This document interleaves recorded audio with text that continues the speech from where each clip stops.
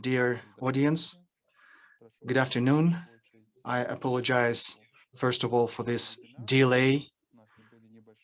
We had some minor glitches.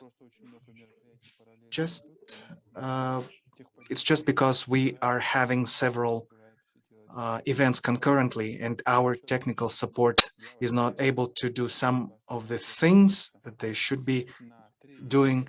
I welcome you on behalf of UNESCO Cluster Office in Almaty on our third webinar on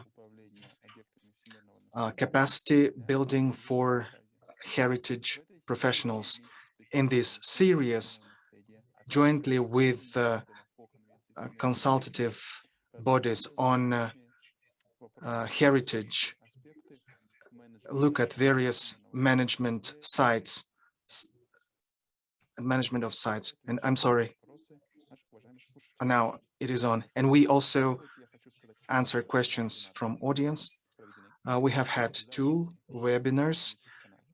You can find their recordings on our YouTube channel, and I'm adding a link to the chat box where you can see both these seminars in English and in Russian. Also, the recording of today's webinar will appear on that website, on that channel.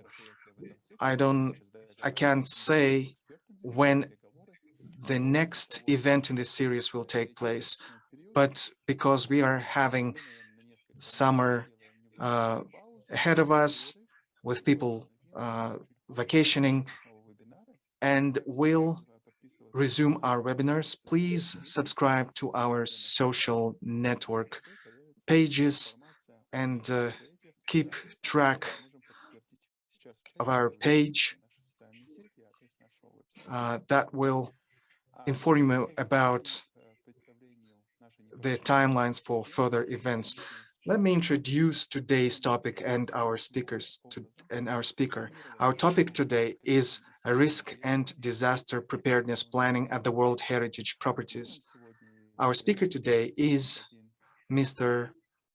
Rohit Jigyasu. He is an Indian conservation architect and specialist on risk management who is currently working at ICCROM. He is the head of a project on urban heritage, climate change, and disaster risk management. As usual, our presentation will be in English. You can listen to it either in English or in Russian. The presentation will be shared in English, but if you'd like to see its translated version, you will soon find a link to the Russian presentation, to the Russian version in the chat box. Please note that the presentations are provided for personal use and for internal training. As for such things as citing and use of images, these are subject to separate approval from authors. So I'm giving floor to our speaker, Mr. Rohit Jigyasu. And I remind the audience that if you have any questions, please write them in the chat, or there is a separate option for asking questions. Mr. Rohit, the floor is yours. Thank you very much, Mr. Mayer. It's a pleasure for me to be able to speak in this webinar. So without further ado, I will immediately start my presentation. Just share the slides. There we are. Okay, so the topic of my presentation is risk and disaster preparedness planning at World Heritage Properties.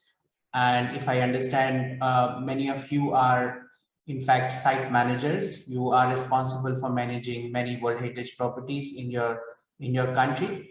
And I hope that this presentation can help you to take some practical actions at your sites that can help them in better disaster risk management planning. So let me start with the examples of why we need to be really aware of this issue. Many World Heritage properties and many other heritage sites have also been affected because of different kinds of disasters, whether they are earthquakes, for example, here in central Mexico, where a major earthquake damaged many cathedrals in the central city of historic city of Mexico, and you can see some of the damages. So many of our heritage buildings are not so strong to resist earthquakes, and if they are located in earthquake areas, then we have a major challenge. This is another World Heritage Site in Nepal, where in 2015, due to major earthquake, many World Heritage properties, including this one, were damaged, and a lot of them had suffered a lot of, it was very difficult to repair many of these important monuments. And here you can see just an example of how it was before and then after the earthquake. In Paris, this is Notre-Dame Cathedral, another World Heritage Site in the center of the city of Paris, where there was a fire in 2019, and a large part of the historic structure got damaged. The false ceiling collapsed. And fire is another major issue that is seen in many historic buildings, and many World Heritage properties have got affected. And it has also found that there could be many reasons for fire. There could be maybe because of the repair work or the restoration work. If you are not used to working in a historic area where you require different kind of skills, then there might be damage due to fire, or there could be arson, which is fire which is lit by deliberately. So this is another example. Many times there are museums in your sites, and the museums are also affected because of disasters, such as in this case in the National Museum of Brazil in Rio. Fire damaged quite a significant portion of the building. Moving to another kind of disaster, which is more linked to heavy rainfall, we see that flooding is really a very common disaster in many heritage sites.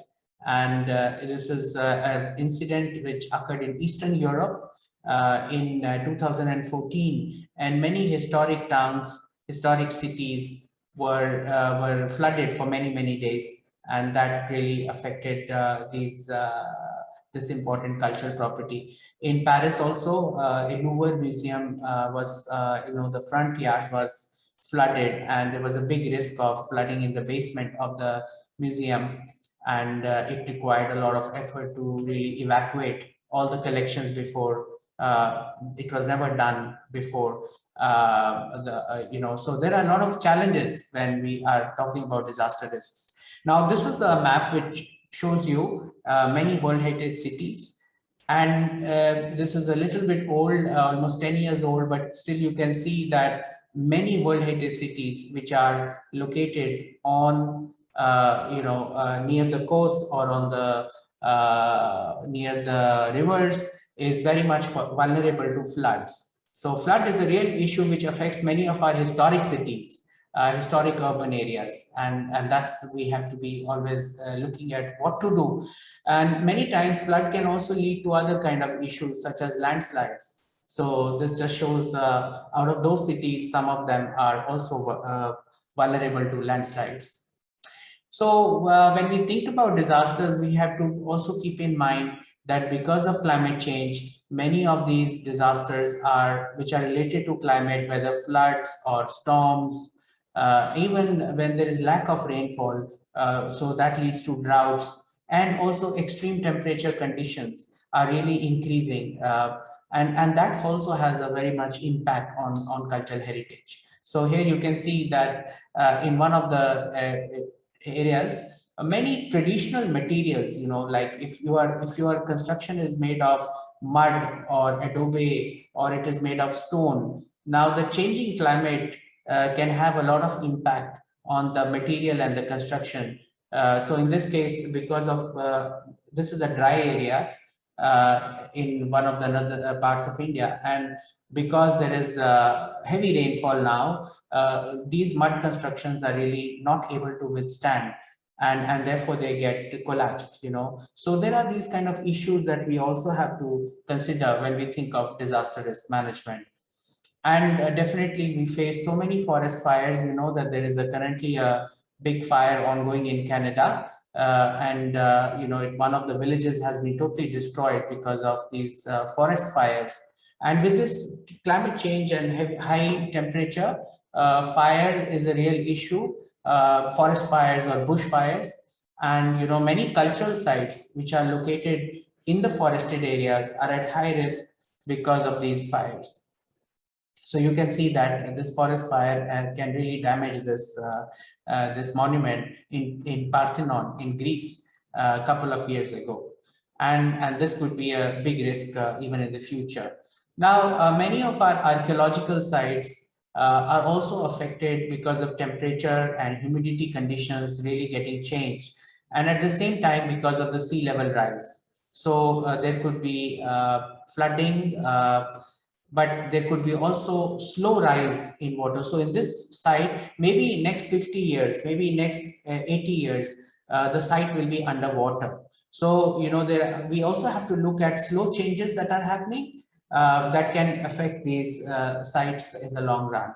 And of course, increasing rate of wind erosion, which can, or erosion from the sea can also create a lot of damages to the foundations of many of the historic structures.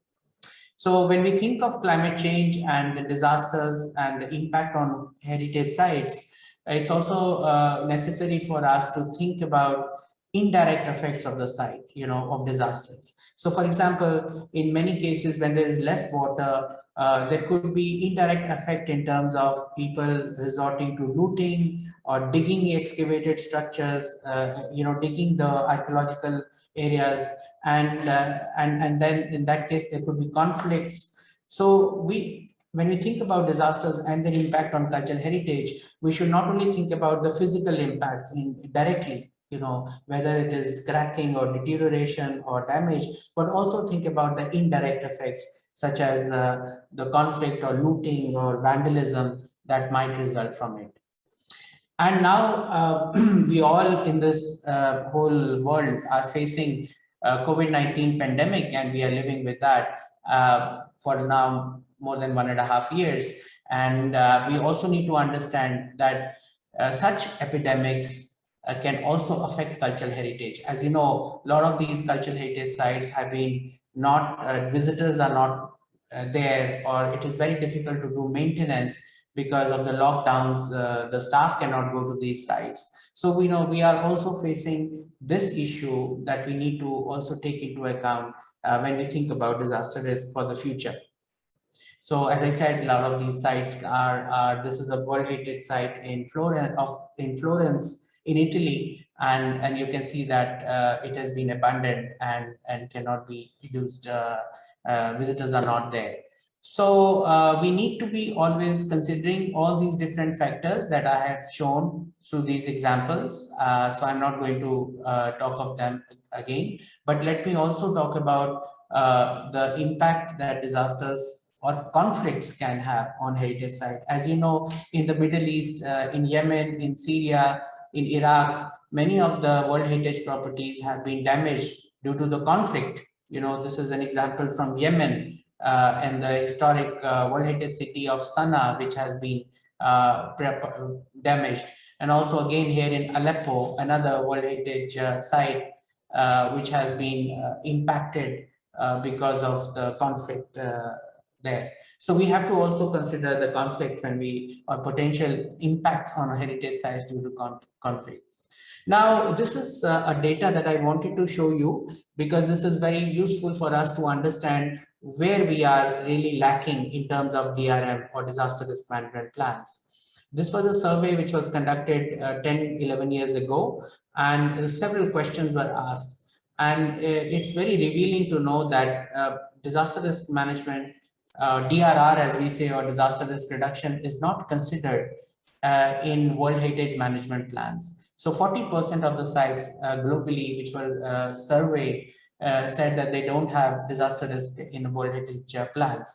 It was also in many countries, heritage is not even included in the national policies and plans on disaster risk reduction.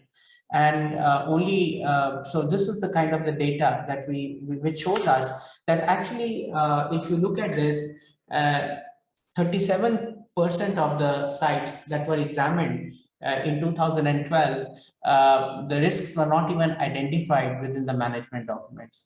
And in the 30% of the sites, risks were identified, but no plan was put in place. So you can say 60% of the World Heritage sites didn't do anything on disaster risk management. And this is really a key issue that we have to really address.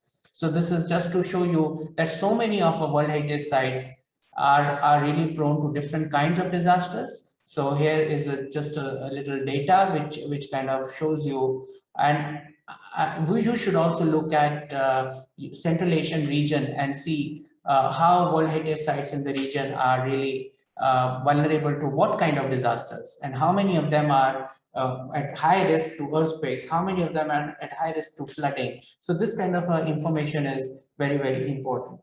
Now, in the next part of my presentation, I'm going to talk about the three key principles for disaster risk management of cultural heritage. These principles have to be always kept in mind as you prepare disaster risk management plans for your World Heritage properties.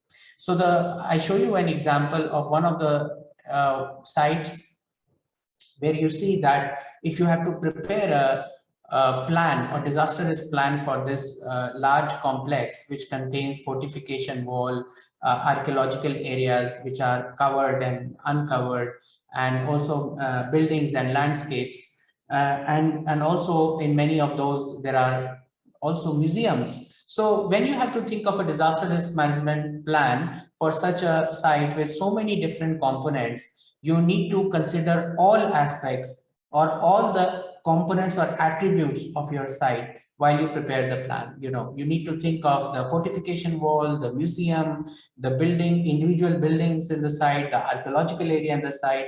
So your risks will be very different for different components of the site.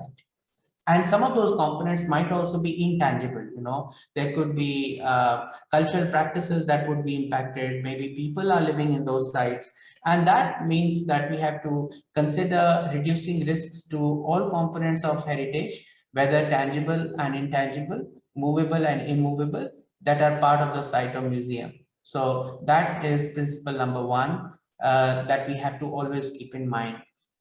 So think of all the components for each of your sites and see what can we do to reduce risk to each of those components. The other principle I want to bring forward through this example of the World Heritage Stone Town of Zanzibar in Africa, in Tanzania. And you can see that this World Heritage City is vulnerable to sea level rise, but it is also vulnerable to cyclones, flooding, and also fire.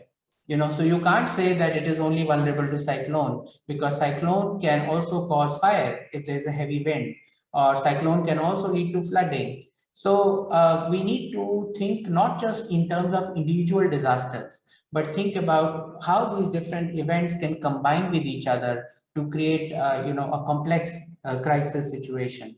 So that implies that, and now we also know that conflicts can be also part of this, and pandemic is also part of this. So we need to think that how these different kind of events can combine together with each other, which leads me to principle 2, that we need to take into account multiple events, especially those that can happen in parallel or follow each other. You need to think of whether in your site you can have earthquake, which can be followed by landslide or maybe followed by fire. So you need to consider a situation where these different things can happen in your sites, and not focus only on earthquake or only on fire or landslide separately. Then I am showing you another World Heritage site in Myanmar. It's Bagan, and there was a major earthquake in 2016. And you can see that a lot of these monuments were affected, and some of them, in fact, collapsed, because the collapse was not just because of earthquake, but also because there were interventions done in the past.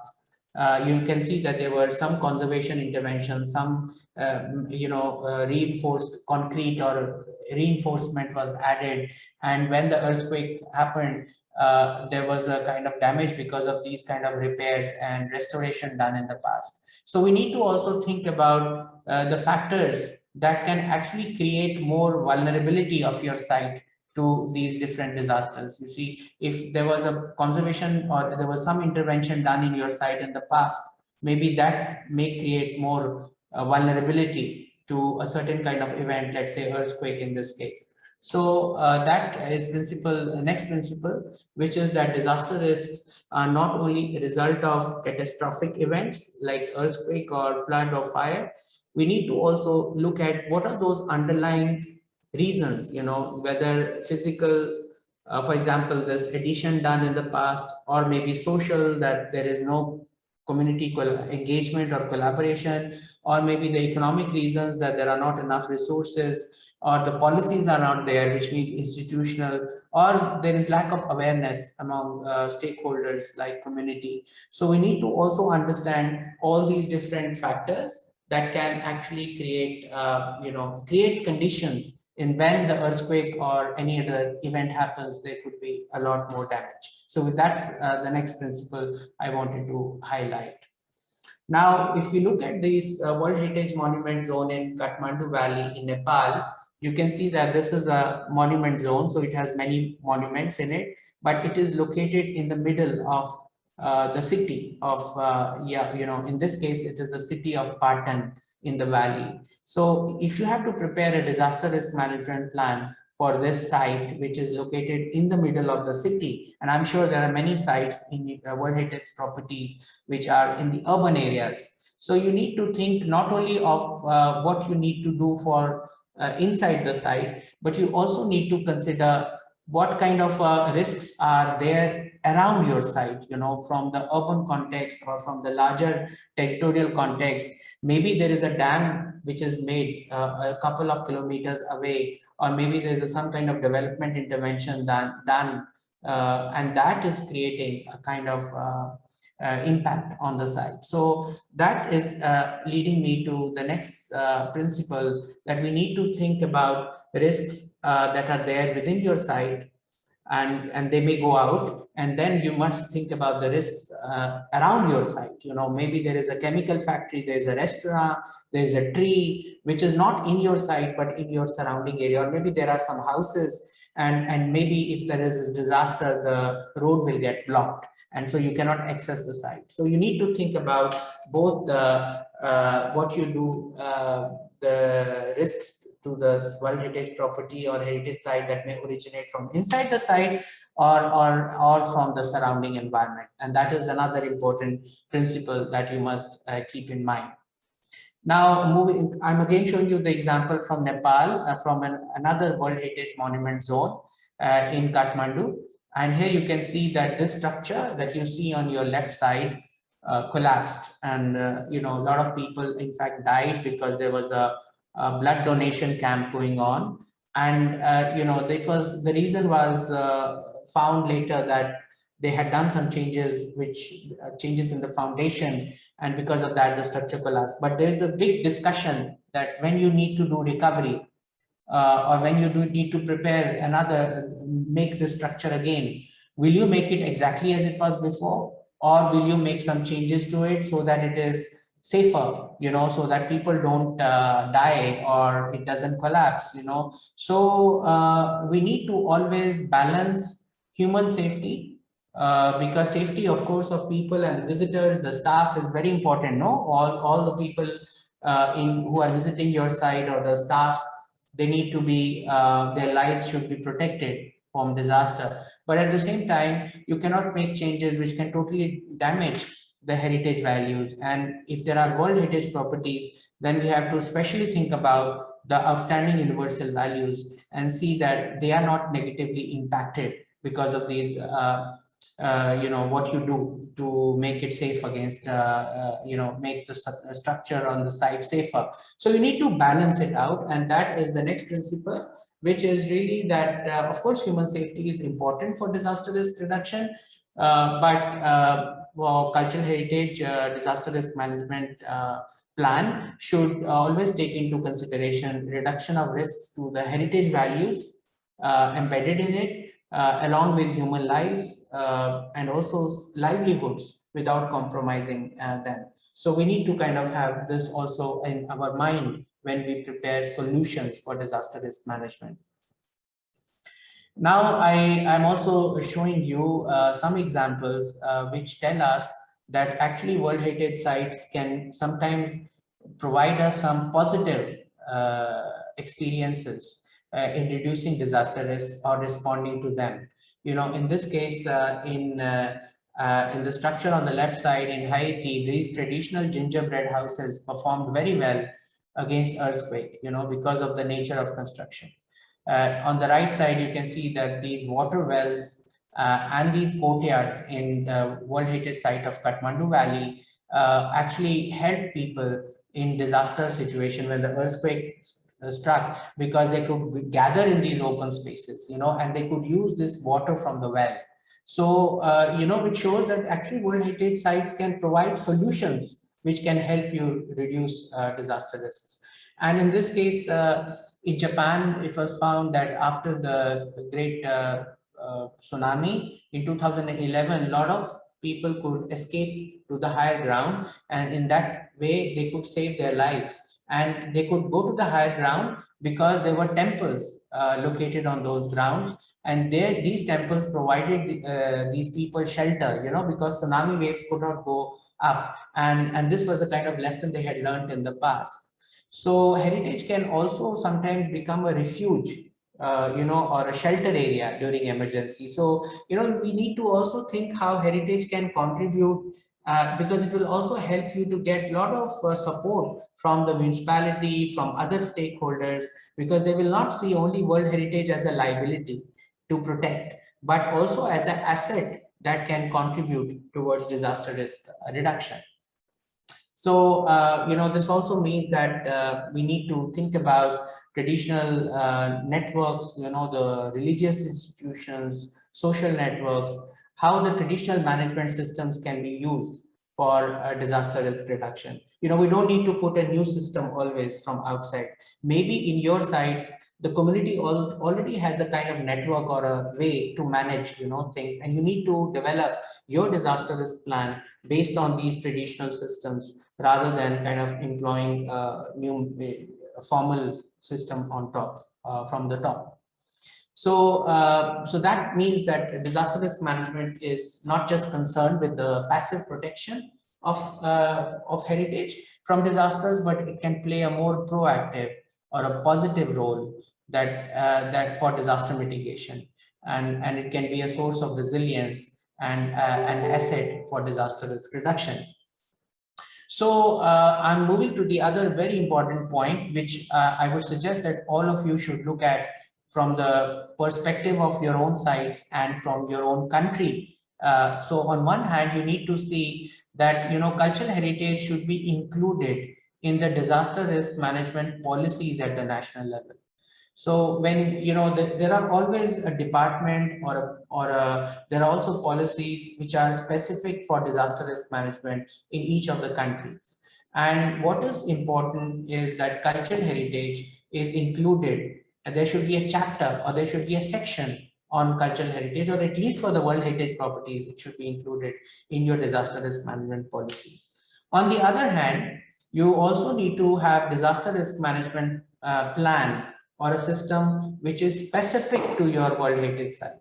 So for each World Heritage site, you should prepare a specific disaster plan which is tailored to the nature of that site, to the location of that site, to its design, planning. All that has to be according to that site.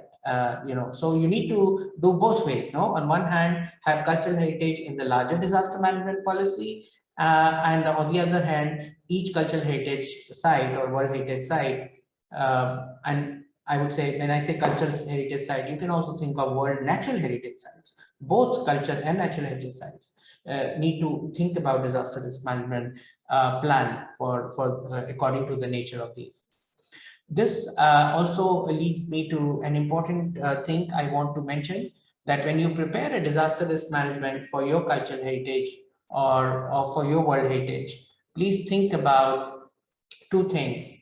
Think about what are the management systems that exist for your World Heritage property, and on the other hand, think about the systems that are existing in your city or in your region or in your municipality for disaster risk reduction. And your disaster risk management for the particular World Heritage property should become a connection, should have a connection with your site management plan and with your disaster risk management system, which might exist not at your site level, but maybe in the city or in the region in which your site is located. So this kind of a connection is really, really important. And that is what leads me to the next principle, which is that disaster risk management should be an integral component of the regular management system of the cultural heritage site, and they should be reflected in the site management plan.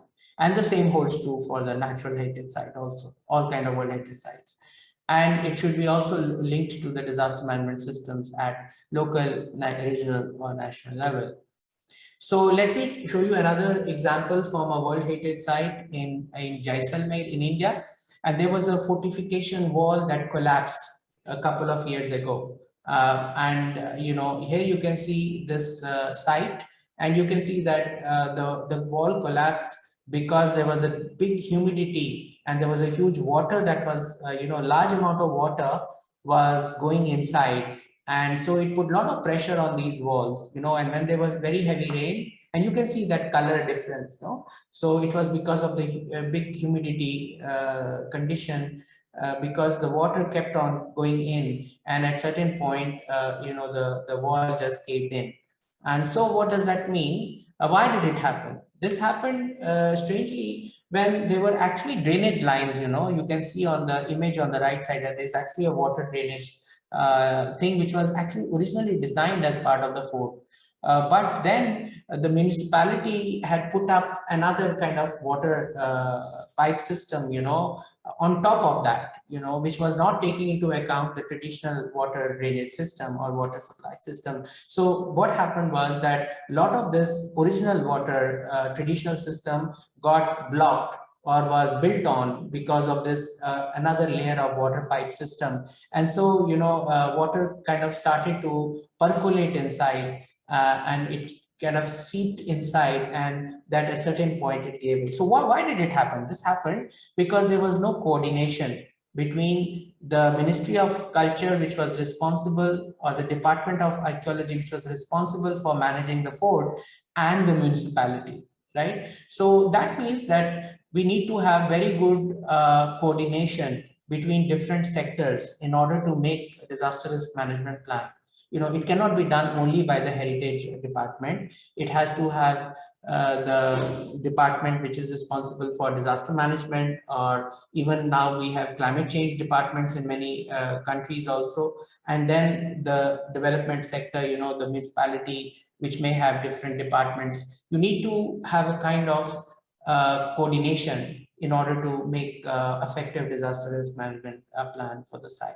So that's the next principle, which is that heritage should be mainstreamed into various sectors. So I show you another World Heritage Site in Goa. I'm showing you many examples from India because that's where my work experience is, but it may give you some examples that can be also relevant to your own situation. So this is in another World Heritage Site, which was where there was a big fire, and this sculpture was burned down, and there was quite a bit of damage. Now this happened because people go to the church and they burn candles, and this was one Sunday when there was big wind, the wind was blowing, and the candles kind of led to the fire, and there were a lot of people. So what does it tell us? It tells us that when you prepare disaster risk plans, sometimes there will be conflicts between the needs of heritage and the needs of the people. Here in this case, the people's needs are more related to worship and performing their rich cultural practices. But on the other hand, it may put the heritage, physical heritage at risk, to fire. So we can't say don't use candles. You need to work with the community and have a kind of dialogue and come up with a solution which is making them do this kind of worship, but at the same time, which can also make them do it safer, rather than doing it in open. Maybe they can have a designated area, maybe the area can be covered. So this requires a lot of dialogue between the community and your heritage custodians and also other stakeholders. So that is the next principle, that disaster risk management of cultural heritage is about reconciling conflicts and engaging multiple stakeholders. So conflicts need to be recognized, and we need to engage multiple stakeholders through dialogue to come up with the effective plan. So I come back to the situation in Nepal. There was an earthquake, as I said, in 2015, which damaged many World Heritage properties in Kathmandu Valley. Here you see some examples. But an important thing for us is that this was not the only earthquake. There was another earthquake in 1934. So you always live between two earthquakes. You see, there was an earthquake 2015, but there was an earthquake in 1934, and there would be unfortunately another earthquake in the future. So what it leads us to think is that whenever you consider any disaster risk management plan, you need to think about what you will do before a disaster in terms of preventing it or mitigating it or preparing or adapting. This is all before, or what you will do during a disaster, which is for responding when something happens, whether there's a fire or flood or earthquake or any other disaster, and then how will you go back to the recovery after a disaster. But what is most important for us to consider is that we have to think of it as a cycle. Why we think of it as a cycle? Because if there is one earthquake now and you are doing the recovery, you are in this stage of recovery, then you have to do your recovery in a way that the next earthquake, you are better prepared. You do better prevention for the next earthquake. And when you do that, you need to consider what you will do when a response happens, when something happens. So all the time you are between two disasters, and you need to consider all the phases, whether before, what you will do, what will you do during a disaster, and what will you do after a disaster. But having said that, it's very, very critical, very, very important that we put more emphasis, more resources on prevention and mitigation. If an earthquake or any disaster happens, you can never get back your heritage as it was before, even if you do the recovery. And secondly, there's a lot of resources required for recovery. It's not an easy job. It requires a lot of money, a lot of resources. So what is better? Better thing is that you actually, this green that you see, you rather than 1/4 of the green, you put much more resources on prevention and mitigation. Means you do things in advance. If you are expecting an earthquake to happen or a flood to happen, don't wait for that to happen, but do some things that can reduce risk to those events which may happen in the future, right? So prevention and mitigation becomes an essential part of your strategy. And the last principle that I want to also talk about is you, of course, always make plans for your site. Your World Heritage site will have a core area, will have a buffer area, and obviously your plan has to be made for that area.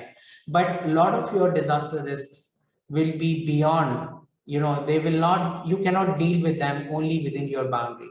You have to work with multiple jurisdiction with different boundaries. And if, as I mentioned before, if there is a dam being constructed, if there is a development happening around your site which is destroying the local water drainage system, to your site, and maybe if there is a flooding, then it can really it is because of the development that has happened outside your site. So we need to not just look at, of course, practically you will look at only your side, but you need to work with other institutions, other stakeholders, which are lying beyond your side on different issues, whether it's related to flooding, development, planning, in order to reduce. And it also means that you have to look at the interaction between nature and culture, because you can't look at them separately. Many times there is a very close interconnection between the cultural element of your site and the natural element of your site. So here I'm trying to show you, if you are going to prepare a disaster risk management plan for your site, what will it have? So as I mentioned before, it will have three components: what you will do before, what you will do during, and what will you do after. And all these phases are interconnected with each other. What you do, and then a very important step for any disaster risk management is to be able to do a good risk assessment.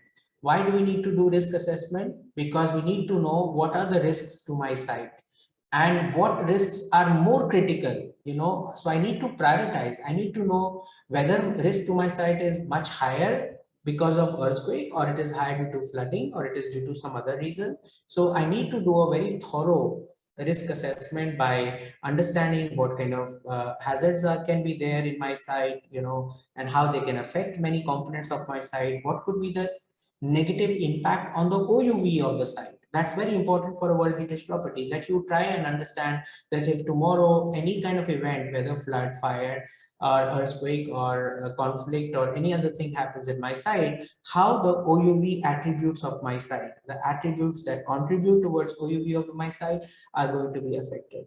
And that kind of a thorough analysis has to be done before an event, during any, even you need to do risk assessment when disaster actually happens. Because, for example, if there is an earthquake that has damaged, maybe the cracks can lead to further collapse because of heavy rains. And this was an issue even faced in Nepal. So we need to do risk assessment at every stage, whether we are before, whether we are during, or whether we are after a disaster phase. And as I mentioned, we need to think of different things. Before a disaster, you need to think about risk prevention, mitigation, and adaptation. These are three different things. So prevention means like you want to prevent fire from happening. But maybe you cannot prevent earthquake from happening. So then you can do mitigation, which means that you can reduce the impact of earthquake on your site, by doing some interventions. Or sometimes you need to adapt the way you do things. The way you do conservation intervention has to adapt to the changing humidity conditions. So you may have to use different materials for restoration, or for consolidation, or for repairs, because you have to adapt to the new conditions, right? So that is one. Then you need to think of what are the equipments needed that I need to prepare in advance from my site. Whether you need scaffolding, whether you need helmets, whether you need jackets. You need to make a list of all these equipments that need to be all made ready to be used. And if something happens, because that time you will not have enough time to go and look for these things. So you better buy them in advance and prepare a space, a storage area where you can access them and use them if needed. Then, of course, comes emergency access and evacuation routes. Very, very critical. You have to think of preparing evacuation routes for your site. How are you going to take people out of the site if there is something happens? Who will do the job, right? So you need to kind of do a whole designing of the route. And that route will be first, of course, saving people. But then if some heritage or some element gets damaged, you may need to think about what you need to do for that element, whether you will save it or take it out, or whether you will protect it there, so you need to make a protocol for all these things.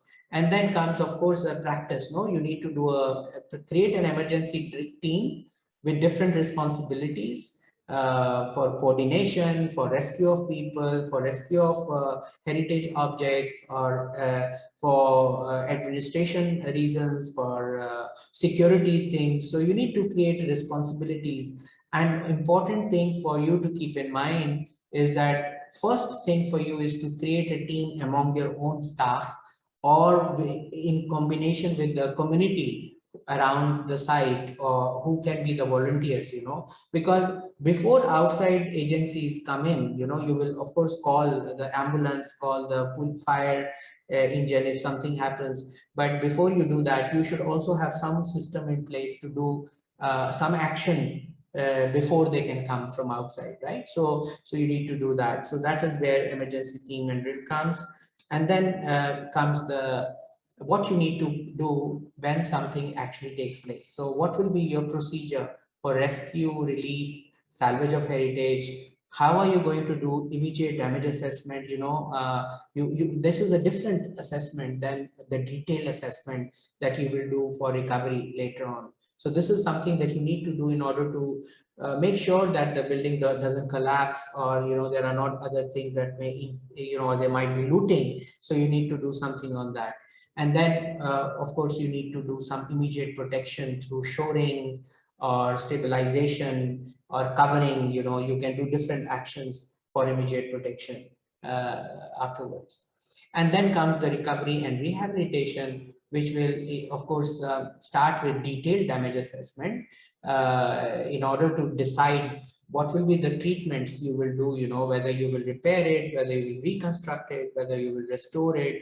And retrofitting means that whether you will strengthen it, you will make it stronger. So you have to take these decisions, and finally you have to put your site back in operation, right, as it was before. So you have to rehabilitate it. So all these are the different kinds of actions that you really need to think about when you prepare a disaster risk management plan for your World Heritage property.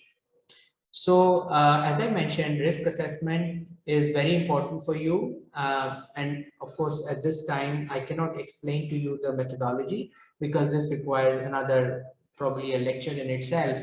But you need to do a systematic assessment of risks to your World Heritage property, by identifying what are the risks, by developing scenarios.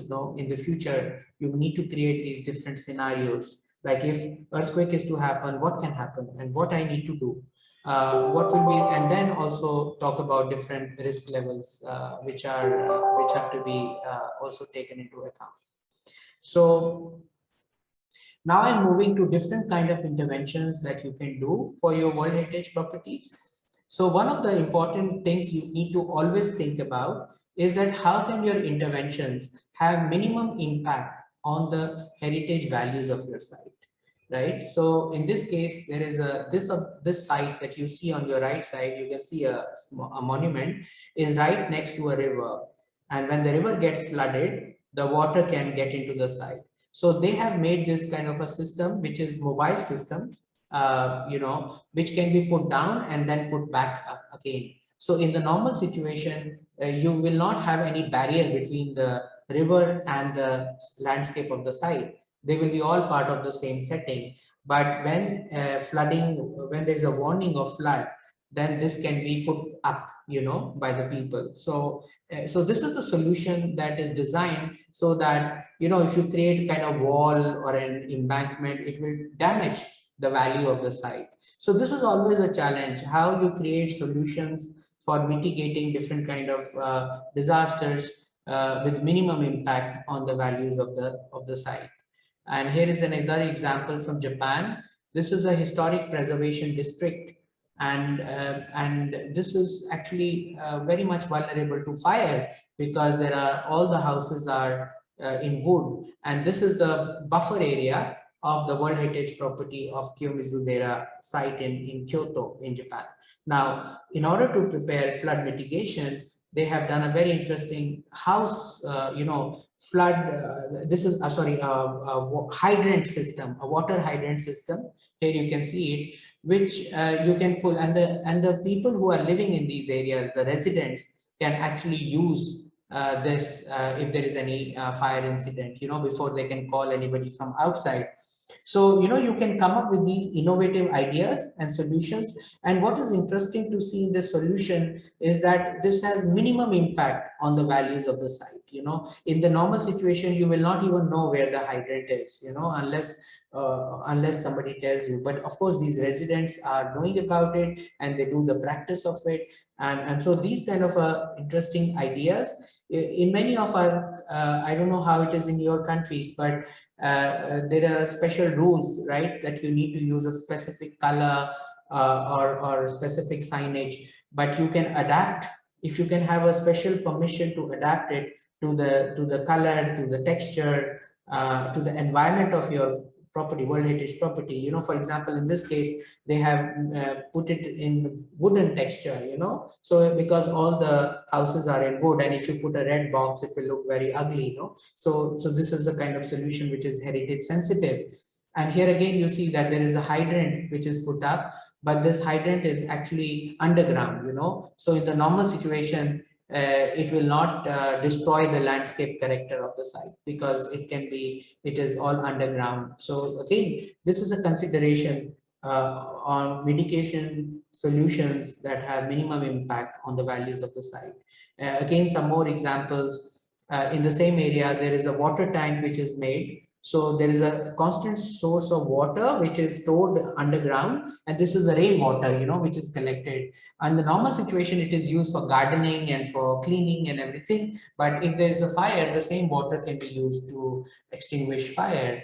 And again, here you can see a heritage-friendly sprinkler system and another World Heritage site. The color is completely in line with the color of the wood. So this is an example of the drill that you can do. This is a World Heritage site in Jaipur in India of Jantar Mantar, and here a drill was organized, and the local police and the local guards and some community members, they got together and conducted a whole drill and set up a whole system in place for responding during emergency situations. So really important that in your own World Heritage properties, you should do such kind of drills. And here you see in another site, they are doing all these different actions, as part of the drill. After saving people, how do you save these heritage objects? And also very, very important thing for any disaster risk management is how do you coordinate with civic defense agencies, whether police or army or, defense forces, and other stakeholders, So for example, in this case, on the image on your left side, these are all police and army from Nepal who had to handle all these remains are from the temples, from a World Heritage site. So if they are not aware on how to deal with them, they will maybe throw them away. So there has to be a coordination between the culture department or the responsible agency and the army and the police. And on the right side, you see that the entire community has come to help when there was an earthquake in Bagan in Myanmar. So you can see that they are all helping it out. Again, you see in Nepal, in this World Heritage site, it's all community, which is volunteers who are helping out, in clearing the debris in the site and putting it in one location. So you can see how important it is to involve these stakeholders during, and also to train them, on how to deal with heritage. So they need to have a very proper training on salvaging, coordination with heritage department and other responsible agencies. And then, as I said, you need to create an evacuation route. You need to find a lane through which these components that are saved can be taken to an area where they can be kept. And also from the museum, if you want to take out different collections or objects, then how do you rescue them? So you need to set up a procedure. This is again in one of the sites in Nepal after the earthquake. They are saving this important throne from one of the buildings in the World Heritage property of Kathmandu. And then how do you document and store these fragments from collapsed heritage buildings? This looks like Lego toys, no? These are like different pieces. No, how do you put them? How do you number them? How do you store them? Because if you have to reuse them in the recovery, then you have to find a system of keeping them and in a proper way, in a safe way, through numbering and documentation. And here you can see like they are all being organized all the different elements, architectural elements are separated and kept in a certain order and are given a certain kind of numbering, so that they can be used. So here is they are engaging these local craftsmen to put them back again. And also how to do the shoring. I was saying that stabilization is very important. So how do you do the stabilization in a proper way, so that again, this requires training, this requires material, you need to have these material available. We found that, in disaster situation, it is very difficult to find all these shoring material, wood, metal, all that, or clips, because there's very high demand, so if you don't have a system put in place beforehand, then it becomes really a problem afterwards. So here you can see, they are working in coordination between engineers and the craftspersons, and they are trying to design different stabilization solutions for the monuments in these World Heritage properties. So this is a structure which has collapsed quite a bit, but now there is a kind of stabilization being done for this.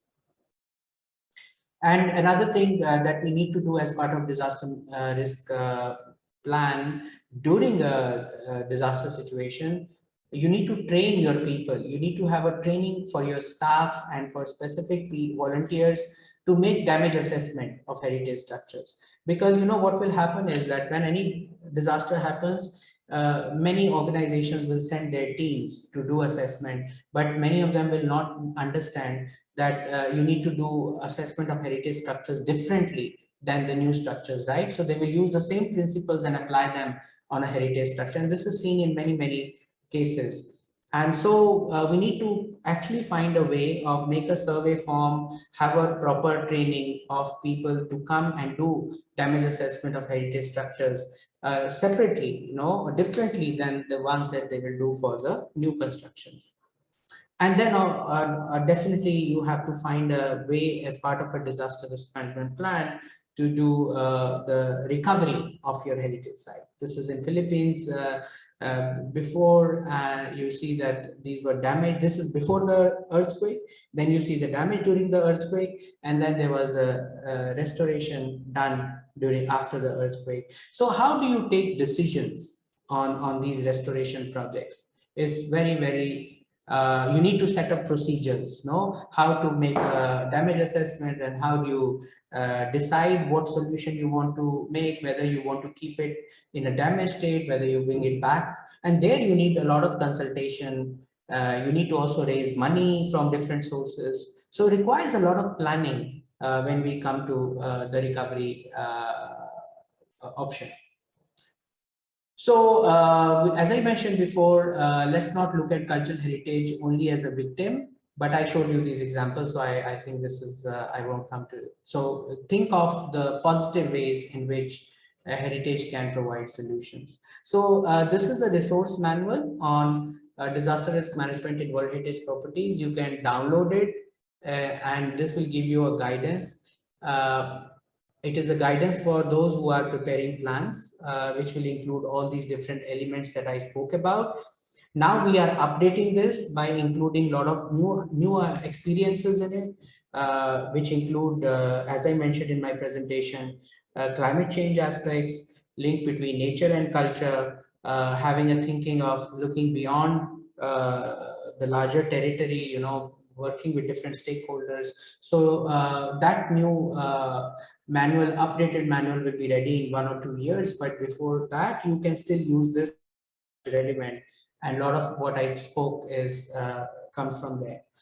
The other thing I want to also emphasize for you, because many of you work with the government and you are maybe at a higher level responsible for taking policy decisions, so you must be aware of this very very important policy which was adopted in 2015 called Sendai Framework. It was adopted in Japan, and this is for the 15 years, and this was the first time that actually cultural heritage was included. It was never part of the international disaster risk management policies, but thanks to the efforts of UNESCO, of many other international organizations and universities, culture was actually included in Sendai framework, and this was a big achievement because this gives us a very strong footing. So, if you are coming from the culture sector, you can go to your disaster management sector or department or ministry and say, look, culture is already there in Sendai framework.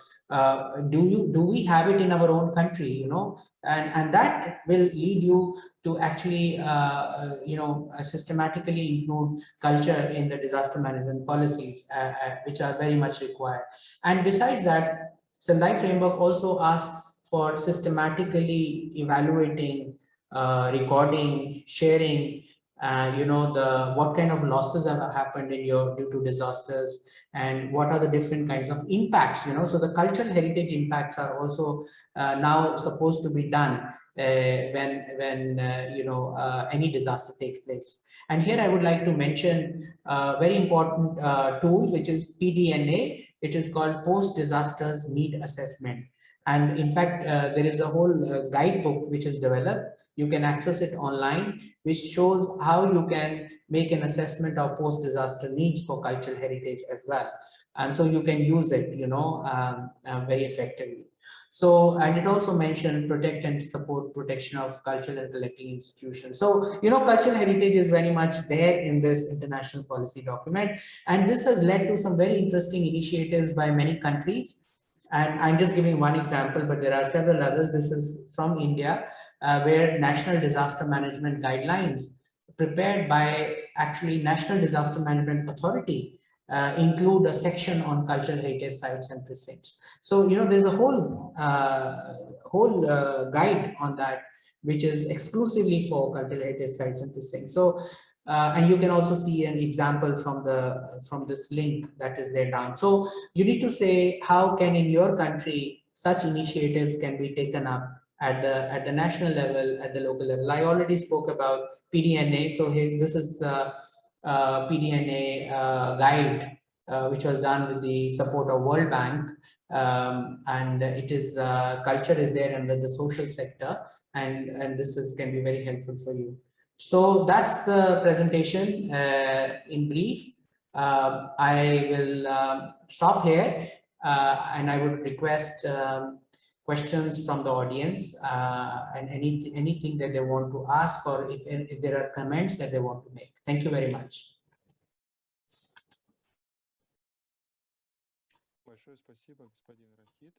Thank you very much, Mr. Rahid. A very interesting presentation, very informative. And it's very nice that there were examples of specific sites and the documents one can consult, study with specific examples of also political documents and strategies that can be studied. And one can consider the application of such in the region. Thank you very much. Now we have collected a series of questions. I would read them out, but I'd like to warn our speaker right away that there are some questions that are most likely are addressed to the organizers of the event. So let me try and answer them. And if our distinguished speaker wants to add something, you're very welcome. So let's start with these questions about materials and technical support. Question is, can UNESCO organize an organization of a mobile firefighting unit or with a user under a nickname Tangbala 14 writes that in the territory of Tangbala, for those who don't know, it's the World Heritage site in Kazakhstan that was added to the list as Tangbala. It's the name. The idea is that in the territory of that site, there is no first aid point, and the closest medical facility is 70 kilometers. And the question is, can UNESCO assist in opening up such a first aid unit, I'd like to say right away, no, UNESCO does not provide such support. UNESCO provides, first of all, assistance in the framework of programs for capacity building or improving qualifications through training for local staff or local executive branch or local communities, but does not provide things as technical or material support to local authorities. Also, organizations that manage World Heritage sites are owned by the government, so funding should come from the government as much as possible from the government. So regarding this question, you should talk to the local executive power in a specific country and add it to the plans. Should the country believe that it cannot afford to solve a problem, then of course it can approach different organizations, including UNESCO, with a specific inquiry. And should UNESCO be in position in finding a private donor or whether that's an organization or individual to provide equipment or materials needed, but that is a very hypothetical process and sophisticated, and UNESCO in this situation can only act as a mediator rather than the organization that provides direct technical or material support. Now, there was a series of questions by a user under the nickname Laura, and she asked, what are the methods our expert would suggest as tools for risk management, specifically in our country, and I believe that is Kazakhstan most likely, whether it's possible to take this study and experience to be used in our conditions. Here, I would like to say that, first of all, our cluster bureau and generally its work, and this webinar was initially meant for the representatives of 7 countries, and our expert, our today's expert, and generally the experts that we invite are the people who perhaps didn't even study examples from specific countries of our region.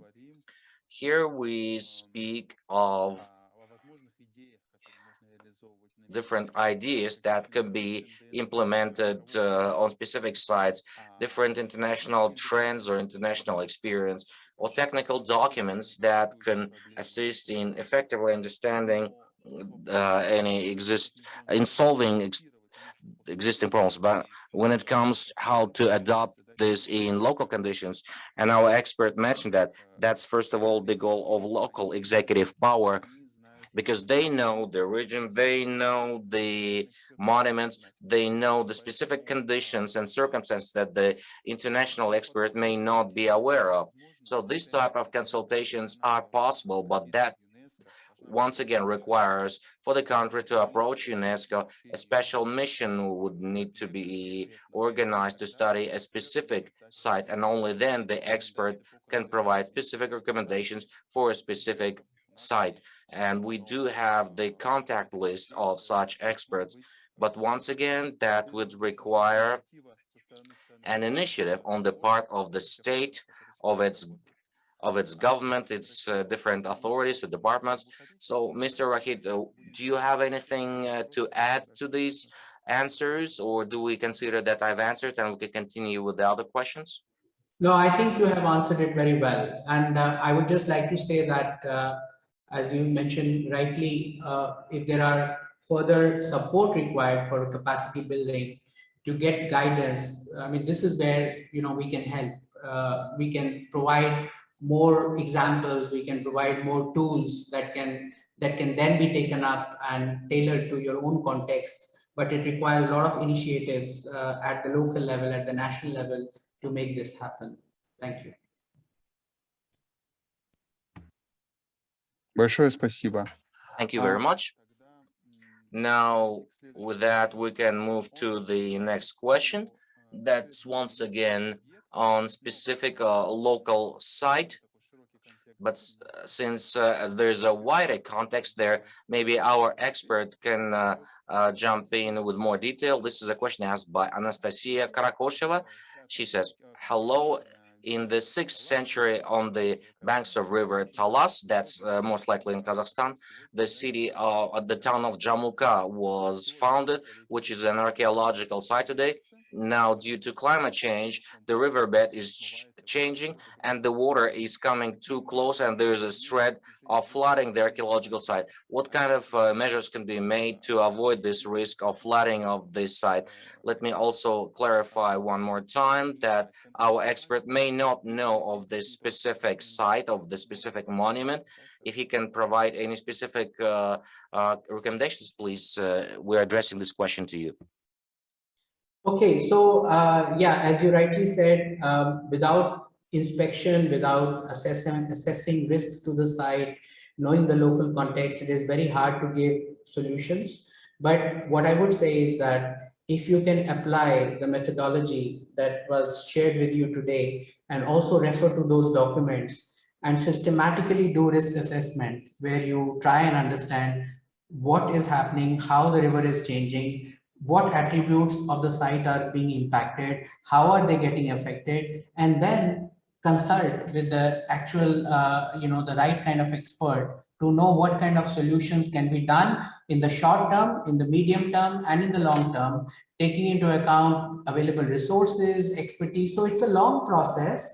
And the starting point would be to initiate a very thorough risk assessment process, because without doing a proper risk assessment, without knowing, what is happening, how it is happening, what will be the impact now and in the future, it is very hard to give right solution.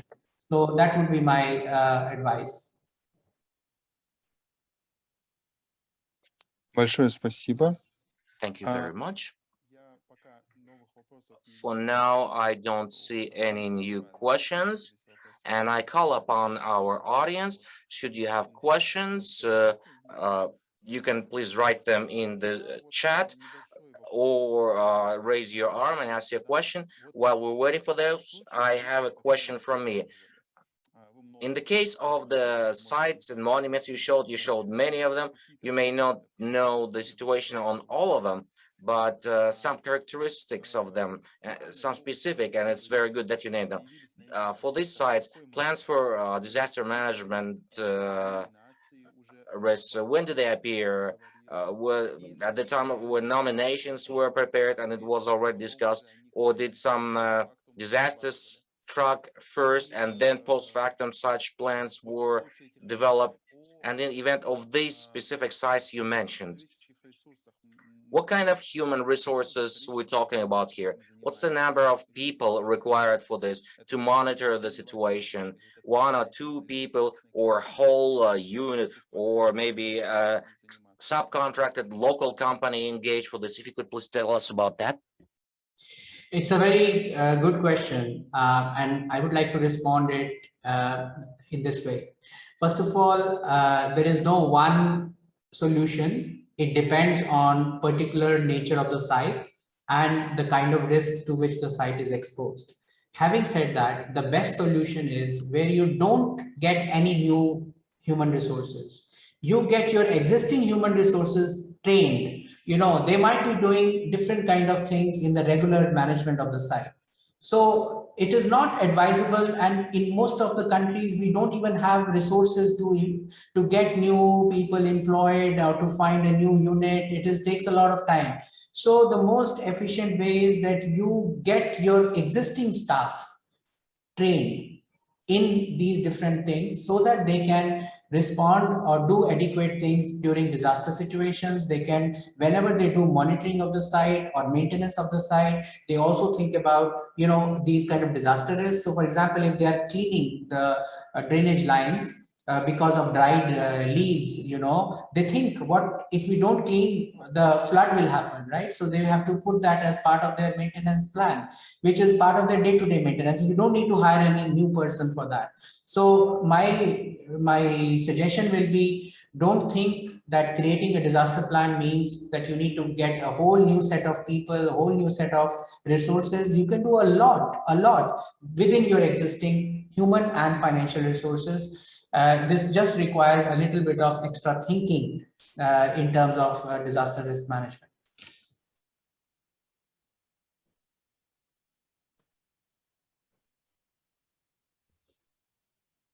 Спасибо.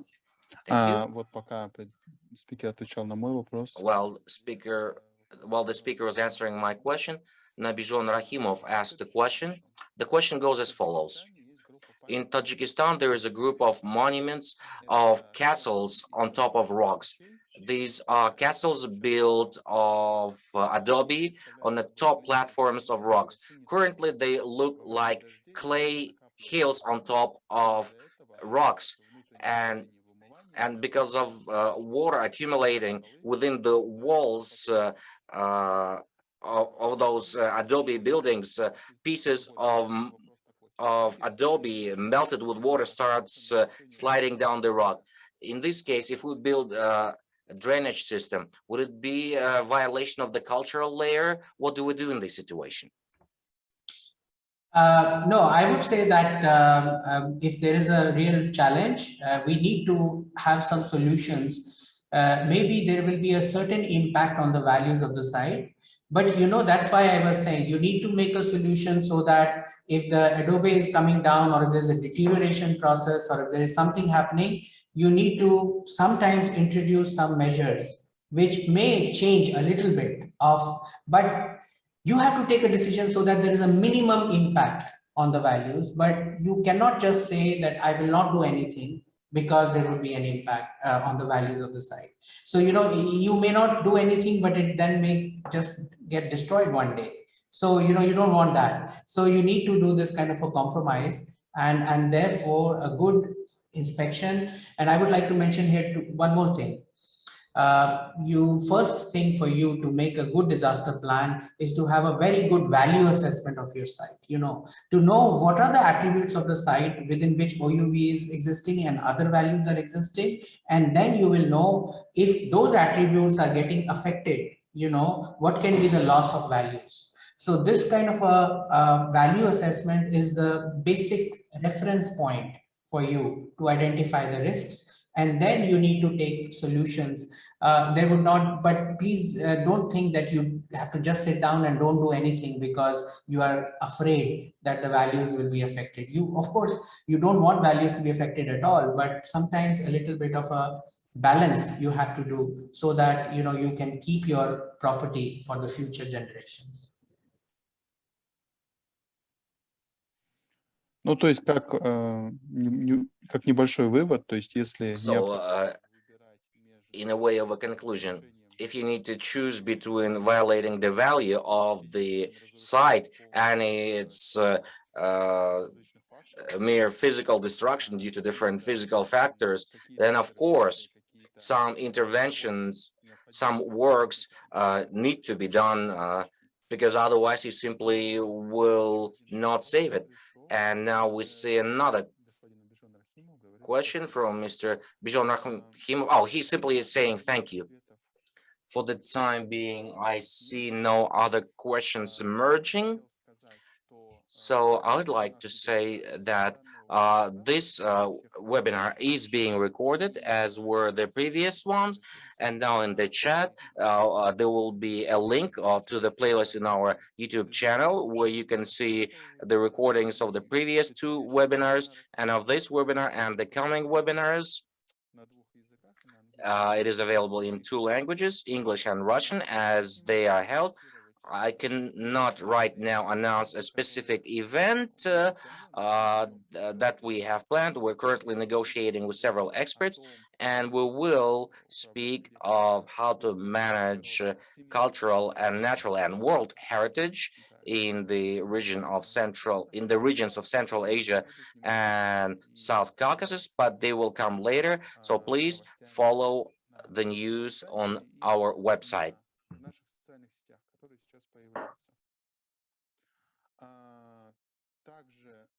Also, if you joined us later than we made this announcement, I'm sending you a link to the presentation in PowerPoint, both in English and Russian.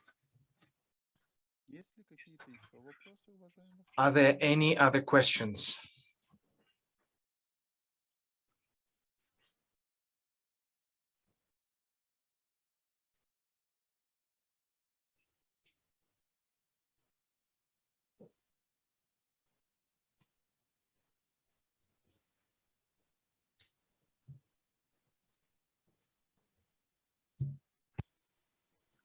Ну, тогда, раз вопросов нет, я Since there are полагаю, no further questions, I think our presentation was informative and clear to the maximum degree. I thank our speaker today, Rohit Jigyasu. I've made my announcements on the presentations and video. I think we will finish our today's session earlier than planned. If Mr. Rohit would like to say a couple of words in conclusion, the floor is yours, Mr. Rohit, and after that we'll finish. No, well, I would just say that what I tried to explain in this presentation was an overview.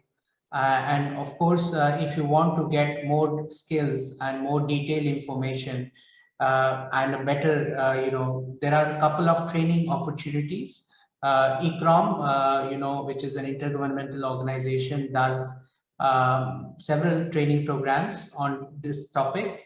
And if you can always, and I'm going to type the website, and if you can visit, you can actually know if there are any training programs that are coming up, and you can apply for those training programs, and then you can actually learn about this in much greater detail, all the steps that I explained to you.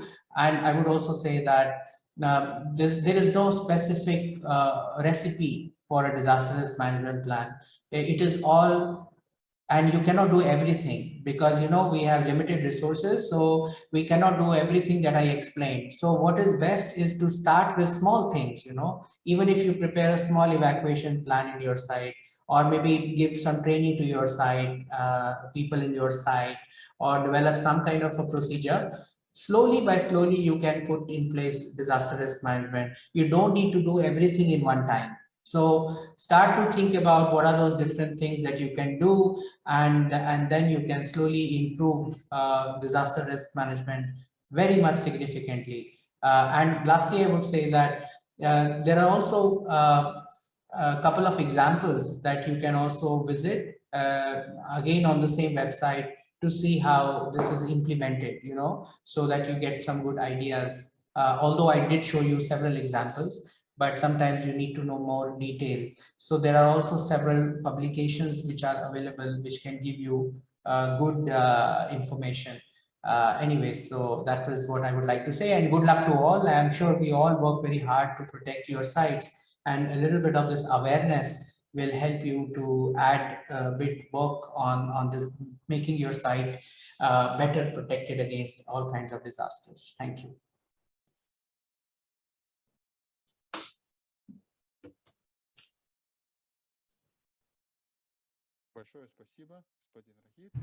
Thank you very much, Mr. Rohit. It was great working with you today. And goodbye to all of our audience, and see you soon.